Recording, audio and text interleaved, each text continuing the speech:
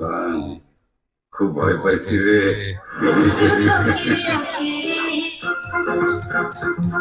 ও মাই god, এবার শাকিব খানের তুফান সিনেমার টেইলর দেখানো হচ্ছে কলকাতা মেট্রোতে। তুফান পোষ মানে না, পোষ মানে।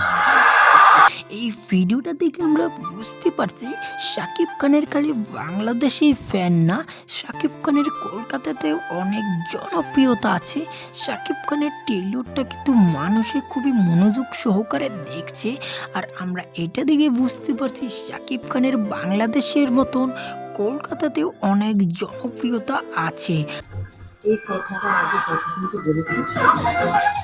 আর গাইজ, এই ভিডিওটা থেকে কেমন লেগেছে কমেন্টে আপনারা অবশ্যই জানাবেন।